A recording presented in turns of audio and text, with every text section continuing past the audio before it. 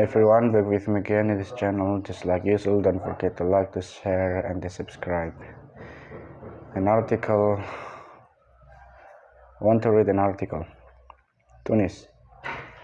Public finance are under strain and prices are soaring in Tunisia.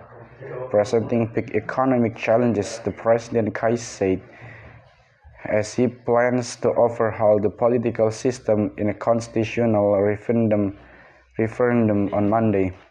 Here are some of the troubles affecting the economy, which was hit particularly hard by the COVID-19 pandemic due to its reliance on tourism. Government finance. Strains on Tunisia's public finance have led to delays in state salaries and difficulties in paying for wheat imports. The budget deficit is expected to widen to 9.7% of GDP this year from a previously forecast 6.7%.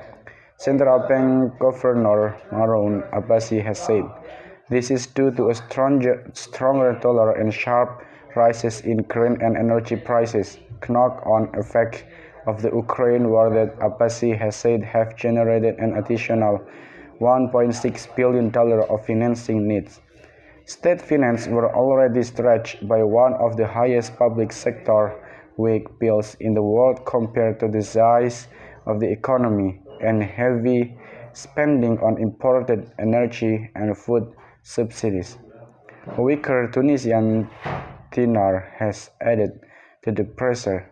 The currency weakened to 3.18 dinars to the dollar in the 12 months to July 14, a 13.2% decline.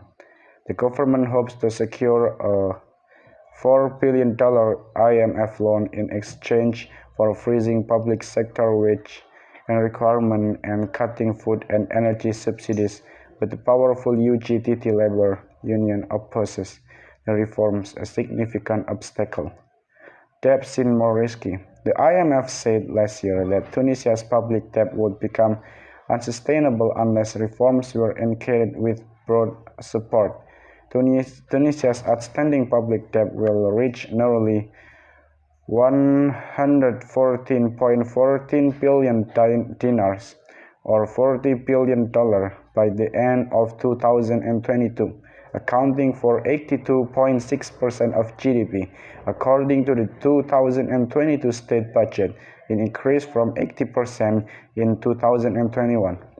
Reflecting investment markets, the government hopes an IMF funding agreement would unlock wider financial support.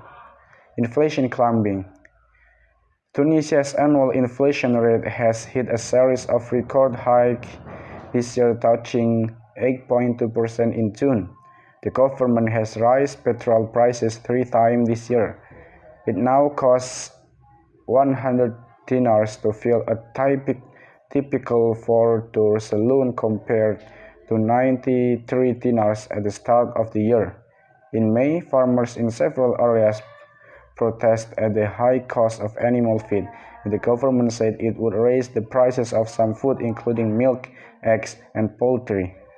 Tunisia is particularly vulnerable to grain supply disruption caused by the Ukraine war, importing 60% of its software and 66% of its barley from Russia and Ukraine, the World Bank says. In June, the World Bank approved a $130 million loan for wheat and barley imports. Poverty, hardship is on the rise. In an interview with a local newspaper in May, the Social Affairs Minister said the number of families in need had grown from 310,000 in 2010, the year the pro-democracy uprising began, to more than $960,000. Close to 6 million Tunisians, or half the population, are under the poverty line, he added. Unemployment is high, hitting 18.7% in 2021, the World Bank says. It is particularly high among youth, women, and in the west of the country. Maybe that's all from me. Thank you for watching. Don't forget to like, to share, and to subscribe. Thank you.